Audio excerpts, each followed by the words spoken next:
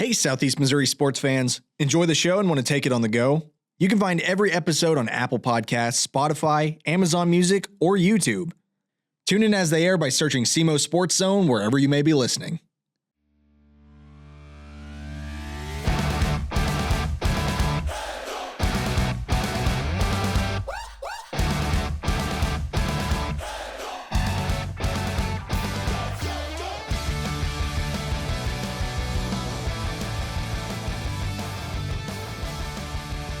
Welcome to the SEMO Sports Zone, presented by A-Corp Sports. My name is Drew. With me, as always, is my co-host, Dave.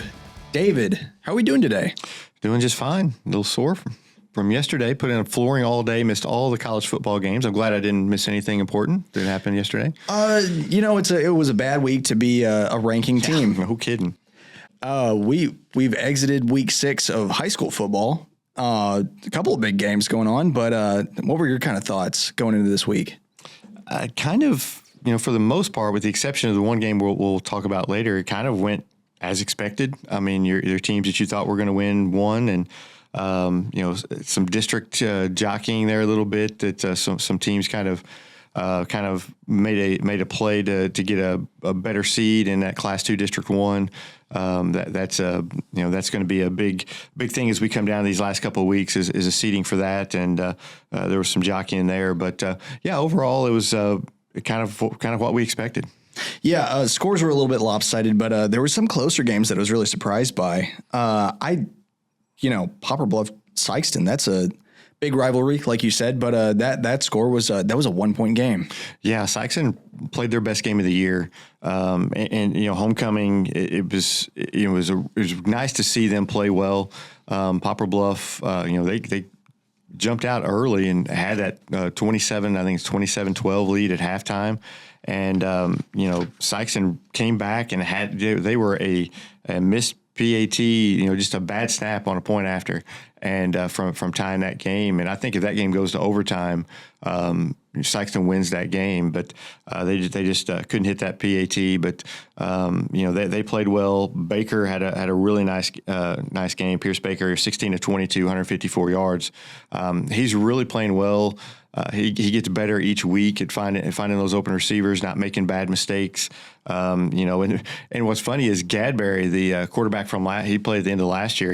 They ran a couple of trick plays with him. He was 2 for 2 for 80 yards just on trick plays, but it worked. And they did a great job defensively in the second half on Poplar Bluff, really shutting down their what they wanted to do, and that bodes well for them coming up here with some games that they have in their future.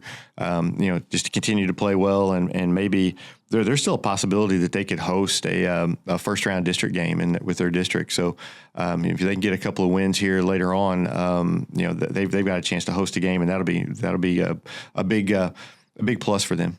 Yeah, I don't know if it was just the kind of sway of the homecoming night crowd and everything, but it was really interesting just to watch just the highlights of this game. Like you said, Gadberry getting 2 trick plays to work for him, and those are both over 35-yard touchdowns. Mm-hmm. One to Kenneth Holcomb, and I'm not sure who the other one was, but like you said before, like this was a game that came down to both those missed PAT attempts, which that's something like they're probably going to talk about come Monday for sure. But that's kind of a heartbreaker for the staff too, of just like, it could have been a 1-point game the other way. Yeah, it's been a while since Sykeston won a game in that SEMO North. It would have been nice to get a win there. But I think they're happy. They were not happy with the way that Farmington game went the week before. Coach May did not like how his team played, and you get in here and you take Poplar Bluff, the distance, you fight, you have a chance to tie the game there. Just happened to miss the point after, and you just never could get that score to take the lead. But you've got to be proud of the way they're playing and the way they're improving, considering some of the games that they've had earlier this year. Tough one next week that they're going to have, but you look after that, they're going to have New Madrid and then they'll have Charleston. So you've got both those games should be battles and a chance to win those games. And if you win those games, who knows? Maybe you get to host a district game. I think with the record right now being 2-4, they also have just kind of more leeway to begin to experiment with their offense. You could see that with like all the trick plays, but at the same time, I think one of the biggest detriments, Sykeson's one of their best downfield attempts took about 8 minutes off the clock, which is just like, it was a good, you got points on the board from it, you got a touchdown, but burning 8 minutes just for one touchdown in a game this close, you got to speed that tempo up. Yeah, I think a lot of that too is you keep their offense off the field. You're trying to churn it out, but if you're behind, that always makes it a little more difficult. But I thought they played really well in the second half, especially. Really, the whole game they played well, but the defense in the second half was just really shut Poplar Bluff down. I think they held them to like 40 yards or so in the second half. Just a really nice job. They're getting better, and that I know that's what some of the coaches and stuff want, but they're getting better, and you just kind of build, and who knows, district, everybody's got a clean slate. Maybe you can make some noise in that district. Moving on, let's talk about Malden versus Porterville really quick. So this game kind of went how I thought it was going to go. I hate that Malden's kind of a punching bag for teams that are just coming off of bad weeks, but Porterville's back at home. They really just turned it on with a run game like they typically do. Do you have any thoughts on it? It's just what they needed. Porterville needed to get back home. They play well at home. They just need to get back home and do something. Have one of their games where they could get the run game going. They scored on a fumble recovery. So the defense scored. It was a really nice overall game for Portersville. Something I think they needed after a couple of losses. It's just kind of what we expected. Malden, they're still struggling to find their identity offensively, I think. But they're Portersville it was a get right game. Exactly. They ended that at the half 41-0. So, for Portersville, it was just that really like front-loaded offense, really took it to the house to them. Malden actually aired it out for an 85-yard touchdown, though, which Malden's good for at least one or two big pass plays every game. They've got some speed, and when they connect on those big pass plays, they can cause some problems. And playing next week against New Madrid, there's going to be some opportunities for that. So don't count Malden out yet. They could catch lightning in a bottle in one of these games and really put up some points. But for right now, I think they're just struggling. They're really struggling defensively to stop the run. And when other teams can run on you, that keeps your offense off the field. It's just hard to stay in games. And that's just, I think, what they're kind of, dealing with right now. And, hopefully they'll get that shored up in the future. Let's switch to New Madrid at this point. New Madrid versus Kennett. What did you think about that game? It took forever. My goodness. I didn't get home till 11:30. It was a long game. It started slow. Nobody scored through the first quarter and almost all the way through the first half, and ended up with 77 points scored in the basically last two quarters and 4 minutes of the second quarter. So, special teams got New Madrid going. We've hammered on New Madrid special teams all year, but against Kennett, the special teams got them going. Blocked punt. They kicked the ball on a kickoff. They kick it to the goal line, and the Kennett receiver just stares at it. It was a fair ball the whole time. It was on a 1-inch line, and they recovered it and was able to punch it in. And so you had a lot of special teams, good special teams play, a lot of big plays. They're still dealing with some penalties, and their passing defense. Kennett exploited that in the second half. Kennett found some offense in the second half. They've really struggled to score all year. They were averaging just 6 points a game coming in, and Ty Jones threw for 285 yards, 3 touchdowns. New Madrid took the run away, and so Kennett just said, look, we're going to throw the ball, and they found open receivers all game long. Ty Jones was right on the money.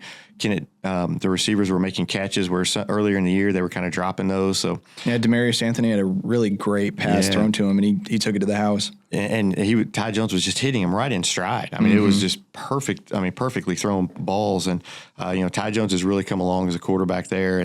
And I think Kennett finding this passing offense that could bode well for them in the games coming up that they have, because they've got some really tough games coming up.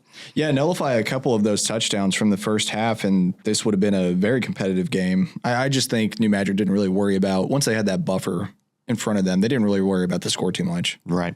Yeah. And I mean, we were talking before that they never really felt like the game was, they weren't going to win the game once they got the lead. But at the same time, they were wanting that clock to run because if that, the biggest thing for them is every time Kennett touched the ball there in the second half, it seemed like they were scoring. So, New Madrid was just trying to get out of there with the win. They had a couple of injuries to the defensive backs, which hurt them that they're going to have to figure some stuff out with coming up here. And, but yeah, there was, it was New Madrid played very well offensively, had some big plays, and they're looking better each week. Let's talk about Dexter at Kelly. Dexter is now the only 6-0 team that we're covering. Impressive for them. The end of that game, 48-8. I have a couple of notes on it. Devin Turnbow picked up another pick six. That's his third interception on the season, and two of them have been pick sixes. Dexter dominated pretty much the entire game, passing and running the ball. Yeah, it's kind of like we talked about last week. We said we figured they'd come out slow. It's tough to get up for a game against Kelly after you just had that huge game, against Southern Boone. You're just not going to come out with that same intensity, and that happened. They started a little bit slow, but they were able. They just have more talent, their offensive line was a little bit bigger and better, and Kelly they played hard, but they were just outmatched. Yeah, I mean, you're going up against an offense and a defense that are pretty renowned in the area at this point. I mean, you've got Jet Grams, who is always pretty much unstoppable. Nolan Alford, according to Max Preps, he got 2 sacks on the night. He's at a total of 11 for the season, which is an in-season record for Dexter. Yeah, he's played really well all year, offensively and defensively. I mean, but defensively, boy, he gets after the quarterback. He makes plays. He's a very impressive player, and I think he's got the potential to be an all-stater this year. But yeah, he's everywhere on that football field. Everything he does well, and that's a benefit for Dexter. And but Dexter's got, like you said, they've got good players. Jet Grams, they've got good players up and down the team, and they just had. I think what did we say last year? Their Jimmies were a lot better than Kelly's Joes, and that's just what it came down to. Moving on, I guess let's talk about Confluence Prep at Chaffee. Boy, Chaffee had a chance. They fought hard again. They shut out Confluence in the second half, but they just could not. Again, just like the week before, they could not get that last score to take the lead or tie the game. They're right there, but they just have not been able to find that.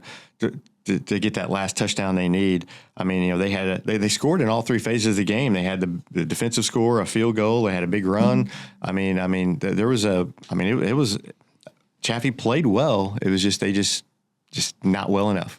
Yeah, it's kind of tragic because they're so close. They're so close to getting that first win on the season, and this was their homecoming night too. So it's just a difficult situation to be in, but point total, they're getting there. Like it's so close to being there. Yeah. And, look, Chaffee, they're rebuilding and they're, they graduated a lot of seniors off that team last year. They're just trying to, grow up here and trying to learn how to win. And it's tough to learn how to win and these guys are, they're right there. They just need to make that 1 or 2 extra plays, and they'll be right there. But Confluence was able to hold out. Speaking of wanting the time to run out, Confluence is just looking at that clock, tick, tick, tick, because Chaffee is just right there that entire second half. But Chaffee will get there. But they're just having to when you lose a lot of seniors like they do, it's really tough at a small school like that to reload because you depend so much on your seniors. Your younger guys don't get the reps that they might at a different school. So yeah, it's just tough, and they'll get there. Moving on, let's talk about Crothersville at Scott City. Ended that game 28-0.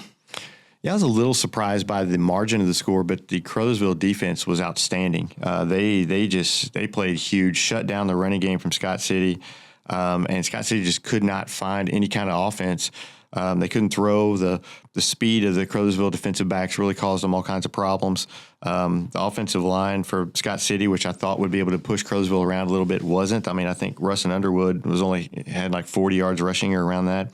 And then you've got Jermonte Alexander, who I think is one of the best players in the area. He kind of gets overlooked a little bit, but he got over 100 yards rushing and receiving. He plays great on defensively. He's just a really, really nice player. No, it's a super. Crothersville's so impressive. I mean, they are the epitome of that kind of like district team.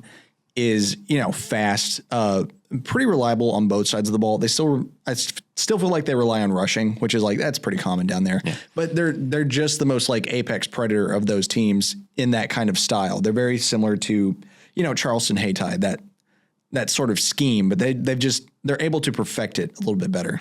Right. And, this really helps them probably get the 2 seed in that district if they take care of some business. But, man, they are they're a good team. I'm still going back to the week before when they lost to Valley. I'm not surprised that Valley won that game, but I'm surprised that Valley won it by the score that they did because this Crothersville team is really good. And, I'm just – I want to see that Crothersville Valley game again in normal conditions and see what maybe can happen. But this is a good Crothersville team. I mean, Jermonte Alexander, Sammy Bryant, a good running back. He's giving you 100+ yards every game. Their quarterback Guest, he puts the ball on the money, doesn't make a ton of mistakes. They've got a good line. I mean, they're a very well rounded team. I mean, there's not a lot of weaknesses with them. Moving on. So this is kind of a question mark, so I really don't know what happened with it. TDW Prep Academy at East Prairie. Michigan said the score was 13-0, but this was forfeited. Yeah. Well, so what happened, from what I understand, was that TD Prep wanted to reschedule the game for Saturday. So they rescheduled the game for Saturday, and then TD Prep called them later on and said, no, we don't want to come. We don't want to come down to East Prairie, so we'll just take a forfeit, which I'm like, it was, we talked last week. You don't know anything about this team anyway. It seemed like a shady team to start with. When you get to these, like some of these teams are just kind of made up of homeschool kids, you never know what you're getting.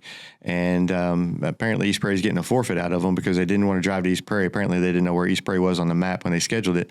But I don't know. It's just it's an easy win for East Prairie. You get a chance to rest. I know their starting quarterback got injured a few weeks ago, so it gives them a chance to work in their backup quarterback a little bit and give him a little bit of extra practice. So it's a bye week with a W. Yeah, bye week, get the W. That helps in your district seeding, and you move on to next week. I guess move on to Charleston at Hayti then. Yeah, Charleston's defense is impressing me each week. It's just getting better and better. They really held Hayti down. Didn't give up much except for just a one big pass play there in the second quarter. But they did. They played well in the second half.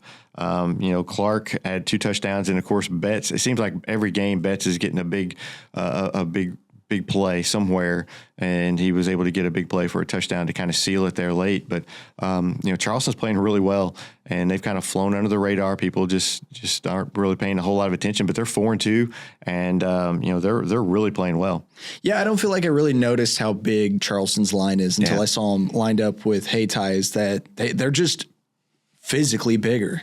And I feel like a lot of this came down to, because I feel like this was pretty close until about the third. Mm-hmm. Charleston just kind of grinds it out, grinds teams down, and then they can just run the ball wherever they want to. Yeah, Charleston will run out of a lot of different packages and stuff. They kind of keep you off balance. They'll run 2 different quarterbacks in there at times, and they're just they're really a fun team offensively. They kind of depend on some big plays, but they'll try to grind you a little bit. But usually, what it seems like what happens is they'll grind you, and then they'll hit you with a big play, and then and Hayti was right there with them. It was 8-8 there at halftime. They were. But Hayti just could not really get going offensively. The Charleston defense just really took them out of what they wanted to do. A lot of it was the defensive line, and just Hayti just never could get going offensively. And Charleston was just a better team. Moving on, Jackson at Cape Central. This was the game we covered at ACORB. This was, I'm a little heartbroken. I'm not going to lie, but everybody tried to tell me, hey, don't bet against Jackson. Jackson's Jackson. And, they kind of proved that. I I kind of thought something was going to happen at the very start of the game with Zaire Thomas taking it to the house. One of the first plays of the first quarter. And then after that, it just kind of turned into, we kept saying that Jackson's defense didn't look like it was there. They pretty much held Cape down the entire game, though. Cape got a couple of first downs that were like, in a crucial point, it extended, that sequence out, but it didn't really go anywhere. The closest they ever got to the goal line again was, when they tried to kick 3 points at the end of the half and it didn't go anywhere. Yeah. I picked Cape to win this game, and I spent all week thinking, what in the world did I do? I know better. Jackson has just owned Cape. I don't know. Jackson just they've won 11 of the last 13, 8 or 9 in a row now. 9 in a row. They just beat Cape, and that's just what they do. It doesn't matter if Cape comes in thinking they have the better team or not. Jackson just knows how to play in these games. They're not fazed by it. The moment's not too big. I feel like Cape, all year long, that's what they were looking up to. You said you talked to them in the preseason. They were talking about that Jackson game. Jackson just has a place in their mind that they can't get it out of. And, for Jackson, they're like, well, we've got this, we play Edwardsville, we're playing Cardinal Ritter. I mean, you're Cape. So, Jackson played really well. Drew Parsons, good quarterback. He only threw 3 incomplete passes the entire game. 1 interception, but it was one of those where it's like, I didn't really understand it. I didn't understand the passing scheme to begin with, but, Cape threw an interception right after that. So yeah. And I think that's what a lot of it comes down to too. The Jackson defense kind of took away the run, making Cape pass, and Cape does not throw the ball well. No, I could tell that as soon as they locked down Thomas in those key points and they made Cape throw. It's just like you can tell the quarterback was not ready for those like longer passes, things like that. And Jackson just re-schemed at that point. Or just like, okay, put 2 defenders on the wide receiver and then we'll just take it right back. Yeah, Jackson, they've got some good coaches over there too. We've talked about Cape's coaches, but Jackson has some good coaches there too. And they know, they have the formula to beat Cape, and they know how to do it. And they took away everything that Cape wanted to do. And Cape just struggled. And, Coach Gibbs is 0-5 since he's been at Jackson against Jackson. And, we thought that Cape Central was better maybe than they were, or maybe we just underestimated Jackson, maybe a little bit of both. But, Jackson just owns Cape. I'd be remiss if I didn't mention it. And I hate that I don't have his name and number right in front of me right now. But Jackson's kicker, that's a D1 athlete right there. If he has not been scouted already, I'm sure this game is going to provide some good material, because if you can get a touchback on pretty much every time you kick the ball, you're probably going to college somewhere for it. Yeah. And it seems like Jackson always has a good kicker in there. Jackson and Cape both. They always have good kickers. And, that's a definite bonus if you're not letting your, Cape speedsters get the ball on a kickoff, because we've seen them return kicks this year. I mean, even if they don't return it for a touchdown, it's good field position. Mm-hmm. So kicking that ball in the end zone, that just takes away one of the things that helps Cape. So, that was a definite big benefit. All right, moving on. Let's talk about power rankings. I think we both know who our number 1 and number 2 are. Yeah, earlier in the year, even when Jackson was having a bad time, I was giving them the top spot. I took it away from them, gave it to Cape. Well, they've earned it back, and they probably won't give it up the rest of the year. No. Yep. Jackson's number 1, Cape Central's number 2. Yep. Same here. I've got Dexter at 3 and Crothersville 4. It's kind of the top 4 we've had for for most of the year, really. Pretty solidified. Yeah. Moving on. My number 5, I've taken Charleston. I got Scott City. We'll find out this week, but I've got Scott City. Even though they lost, I really think that they're still a good football team. Crothersville is just a little bit better. I got Scott City. I've taken East Prairie as my number 6. I know coming off of this week, like we don't really know exactly where they stand, just because, it's a forfeited game.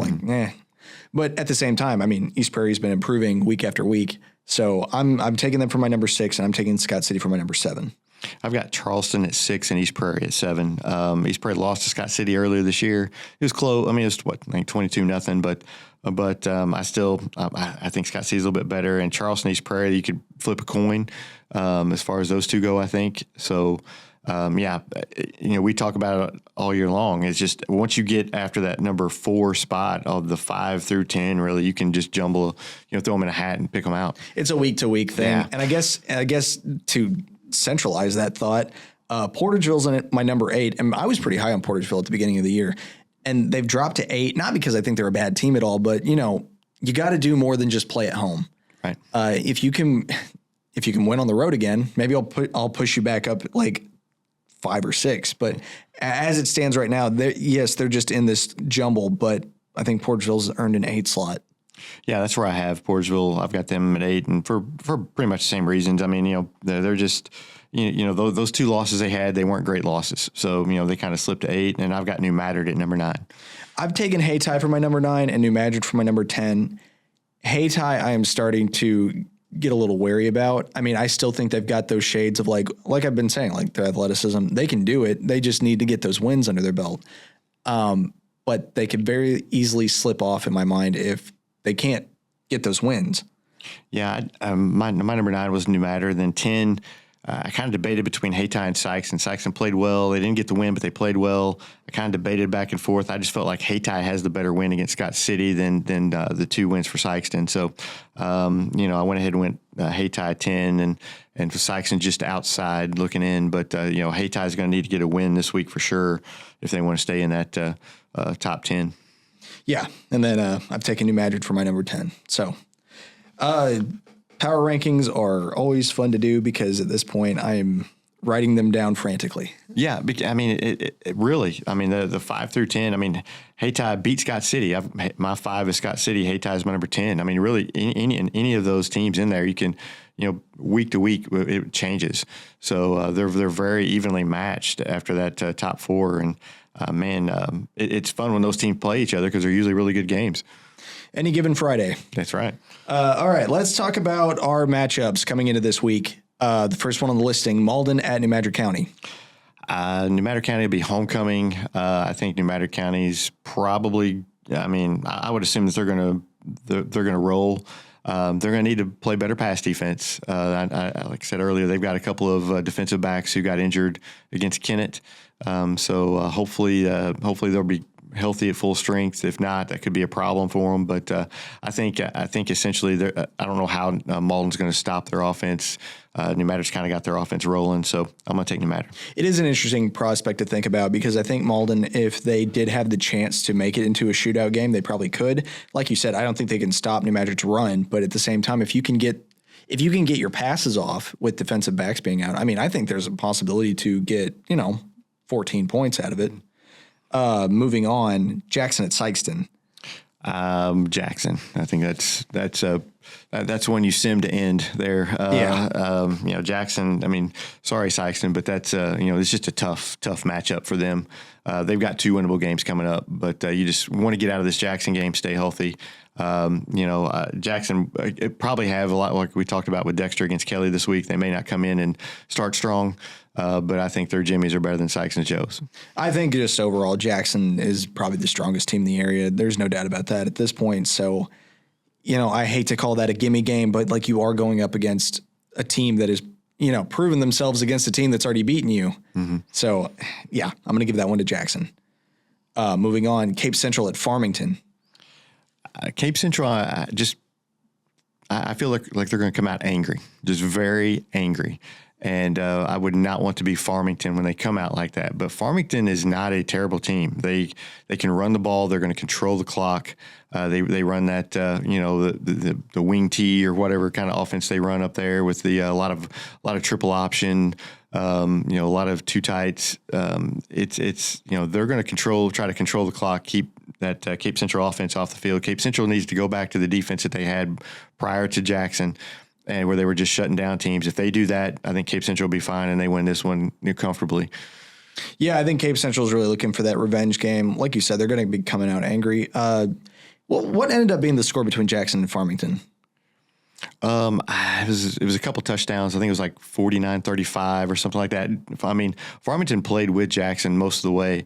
That was whenever we were talking about Jackson's defense was not very strong, but Farmington was able to move the ball kind of at will, but Jackson kind of shored up there at the end and stopped them. Well, if that's the case, then I think Cape Central's going to have to be playing at the top of their game again. Oh yeah. Yeah, they can't sleepwalk into that. They can't be just limping in there and licking their wounds and just feeling sorry for themselves. They'd better go in there playing angry, because if not, Farmington will beat them. I know there were a couple of pieces that got hurt on Cape Central's team against that Jackson team, but I'm not really sure what players actually exited the game. But you would hope that like by this time next week they're going to be healthy enough to play this game. Yeah. I mean, every team right now is going to be dealing with some injuries. You just hope they're not to your main core guys, but yeah, Cape Central is just they need. I'm sure Coach Gibbs is going to get them focused in, and hopefully there's still a lot at stake for Cape Central this year. Moving on, let's talk about Dexter at Kennett. I think this is an easy win for Dexter. Yeah. Another sim to end game. I think Dexter's just better. Their offensive line I think will dominate this game. I think they'll kind of get to do what they want to do. At the same time, Kennett found a passing game, so they're going to have to get some pressure on Ty Jones and make him uncomfortable. New Matter did that at times, and when they did that, he was, that was when Jones was a little bit inaccurate with his passing. But yeah, I think Dexter's just a little bit too much talent there. Yeah, Kennett finding a passing game is great against New Madrid, but Dexter's got ball hawks that they can snag that out of the air at any time. So switching to a passing game against them may not be the best idea. Yeah, I think Kennett's got their work cut out for them, because they're not. I don't think they're going to be able to run the ball much. I think that the line of Dexter offensively and defensively is just going to swallow up Kennett. Kennett's got some injuries on their offensive line. They've kind of been battling that all year, those injuries, and I know Kennett's going to be missing one of their better receivers for the game. So it's I think Kennett's got an uphill battle in this one. Moving on, Father Tolton Regional Catholic at Portageville. Father Tolton's pretty good. They lost Friday night, but to a state-ranked Borgia team it was just a 10-point game. It was, I think Father Tolton comes down with a pretty good team. I think they're a bigger size school. I'm going to take Father Tolton in this game. Portageville, I think they're going to have to be able to throw this game if they want to win, because I think Father Tolton's going to be able to shut some of that run game down. Which is interesting, because that's Portageville's bread and butter is to just run the ball down their throat over and over and over. They've got some passing, admittedly. So if they turn that up, there's a possibility to win this game. But it's another game at Portageville, so that's where they play their best. So if they were to do it, it would be now. I don't really know much about Father Tolton, though. I haven't seen any of their film or anything like that. So tentatively, I'm going to take Portageville, but that's just me. Moving on, East Prairie at Kelly. East Prairie got a night of rest while Kelly had to get beaten up a little bit by Dexter. They got beaten up a little bit the week before by New Madrid County Central. So I think East Prairie, is rested and ready to go. I'm going to take East Prairie in this one. We'll see how much their starting quarterback being out. It didn't affect them too much against Kennett, but Kelly is a little bit better than Kennett. So we'll see how that works. I would say so, just because East Prairie, I keep saying they're kind of on the up and up right now, despite their losses. But Kelly's, I wouldn't even say they're on a downward trend. It's just the games they've been playing. Yeah. This feels more like an even matchup to me. Kelly's got some weapons on defense and offense, and I think they're probably going to make a much better use of that in this game than they did against like Dexter or Rolla. I think East Prairie is going to have to worry about their passing game a little bit more, just because you do have a much better defense that you're playing against. Yeah, East Prairie, I'm sure there's going to be a heavy dose of Tavion Ware. That's kind of been their bread and butter, especially the last few weeks. Connor Markham is another guy that's probably going to get a lot of carries. I don't know how much they're going to throw the football. Skylar Stills is out there. Yeah, and then Kelly they've got Skylar Still. Boy, he's just a good player, good all around player. Yeah, I'm still going to take East Prairie. I think it's going to be a close game, but I'm just going to take East Prairie. I think they're just a little bit better than Kelly is right now. I'm going to take East Prairie too, but I think it's going to be a very close game. I think it's probably going to be decided by a touchdown at most. Moving on, Veritas Christian at Chaffee. I think this is Chaffee's chance to do it. I'm going to take Veritas Christian. I've been betting against. I've been fading Chaffee all year long. Just they've not found that. Have made that one play, and hopefully they do. I want Chaffee to win, but I think that Veritas. I don't know. I just think that they're just probably have a little bit too much against Chaffee. You know what? Like I said, if Chaffee was able to do it, this would be the game. Give me the Red Devils on this one. I'm taking Chaffee. Now for the Battle of the Boot Heel, let's talk about Crothersville at Hayti. Oof, yeah, that's going to be a good one. It's going to be a tough game. Those teams do not like each other at all. I've been to a few of these Crothersville-Hayti games in the past, and they are intense, very intense. Crothersville clearly has the better team. That doesn't always mean something in this game. I've seen a better team lose this game, and it's just Hayti will come ready to play. I promise you that. I think it's going to be a close game, but I think overall Crothersville has the better team, and I think they come out of it with the win. But it would not shock me to see Hayti win this game either. What I think is the most interesting thing about this game is that Crothersville and Hayti are very much mirrors of each other right now. They both have that athletic talent, and they both kind of play the same style of football. What I think is the biggest detriment to Haty's side is how inexperienced they are, which is going to be a benefit in the next coming years for sure. They've got a young quarterback who's already kind of a gunslinger in that sense. So I think, given this game, like this is a game, even if you lose it, you chalk up everything you're learning from it. Right. I feel like Hayti is where Crothersville was maybe last year. They're just right there. You can see that they can start, you can see where they have the ability to start kind of going on a run. Haty's lost a few close games or games that they were in, by a couple touchdowns or less, and games that they've been in till the very end. They just have to get over that hump in some of these games. They've beaten a good Scott City team. I mean, they showed that they've got the ability to win, beat some of these good teams. But Crothersville, they've just been solid all year. We take away that Valley game, Crothersville has just pretty much dominated everybody they played, done what they've wanted to do offensively and defensively. Hayti is going to be all those players know each other. I mean, they're separated by 10 miles or something. If even that. I mean, it's just these rivalry games are so much fun because you just never know what you're going to get. Because you'll see players that you really don't really know kind of rise to the occasion and just play out of their minds. So I think it's going to be a good game. It's going to be a fun game. I just think Crothersville just got a little bit too much. I'm going to pick them. I'm going to pick Crothersville too, just for the reasons you said. I think they're just a little more experienced than Hayti is, and that's going to separate them. Moving on, this is going to be the A-Corp game of the week is Charleston at Scott City. I'm kind of excited for this one just because we have been sleeping on Charleston as a collective community, I think. And, Scott City is a good all-around team. So I feel like this is going to be a very competitive game, if nothing else. Yeah. Scott City's kind of Jekyll and Hyde a little bit. Mm-hmm. I mean, we were talking about how Portersville plays well at home. I feel like Scott City doesn't. They lost to Hayti at home. That last week this week they lost at home. I don't know. They just don't seem to play very well at home as they play better on the road. With that being said, I think Scott City wins this game in a very, very close game. It's really a coin flip game to me. I feel like this is going to be as close to that Portersville game as a game can be, in that there's probably going to be a surprise turnover somewhere, and Jackson Gloth's going to throw a pass that makes him look like Patrick Mahomes again. Yeah, they're going to have to throw the football. I mean, because, Charleston's going to zone in on that run, and they're going to try to shut down Underwood.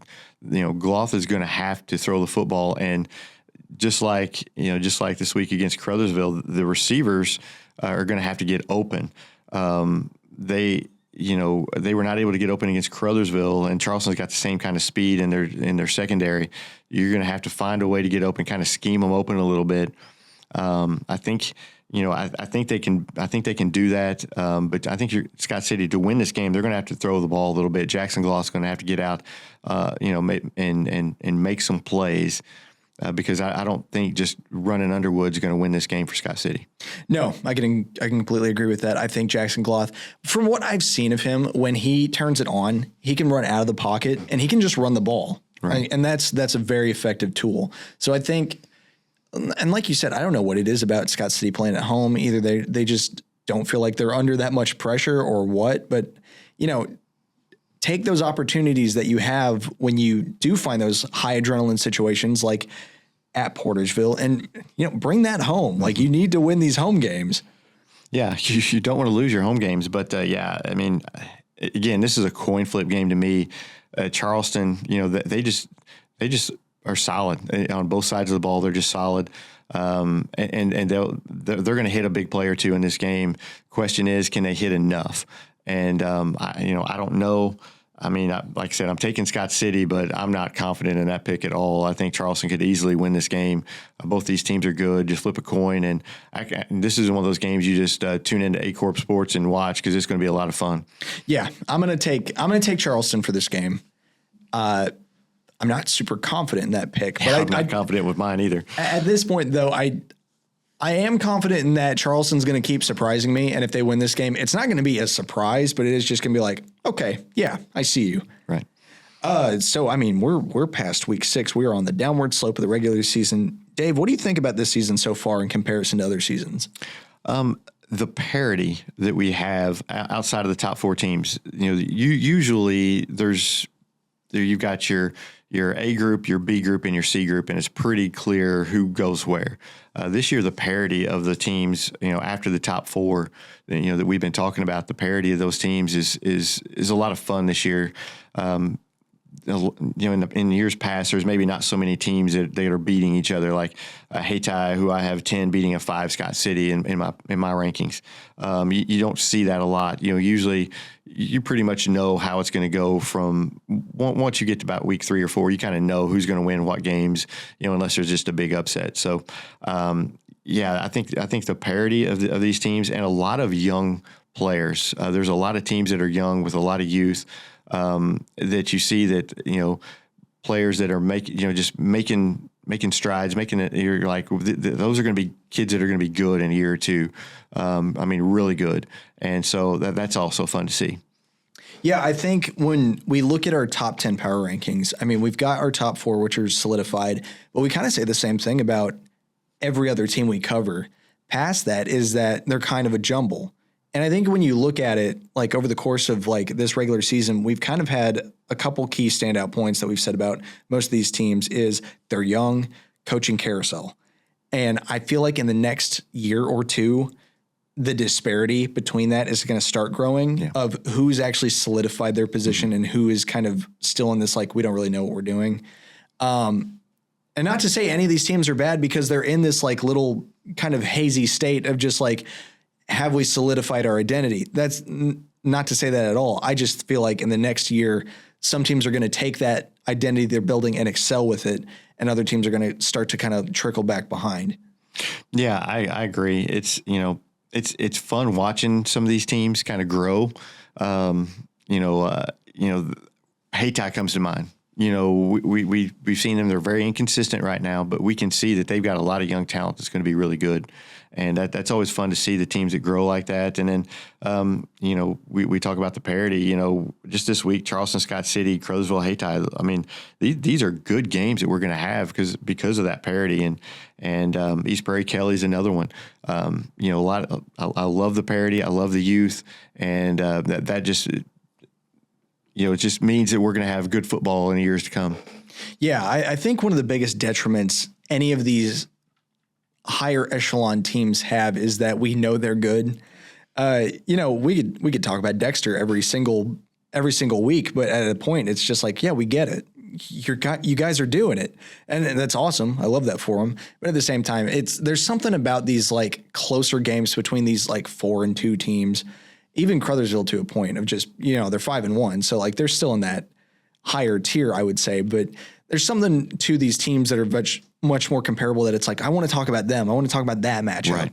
Yeah. It gets hard. Like when, the Dexter Kelly game, we didn't say much because there's really not much to say. You know what you're going to get when Dexter has a big game against Southern Boone. We're going to talk about it we're going to talk about it a lot. And Jackson the same way. Jackson had a big game, but next week against Sykeston, we're probably not going to talk much about it, just because you kind of know what you're going to get, and unless they mess it up, that's the only time you're going to be talking about it. So it's just hard to talk about some of these good teams week after week, because you get tired of praising the same people over and over. Yeah, we know they're good. When you play a good team, another good team, we're going to talk about you, but so it is fun. It's fun talking about these games that are the Scott City Charleston games. It's fun talking about that, because those are fun games to watch. The close games that that that Sykeston Poplar Bluff game was a fun game to watch, especially in that second half, because you have a close game and anybody can win it. And I wish we had a lot more of those.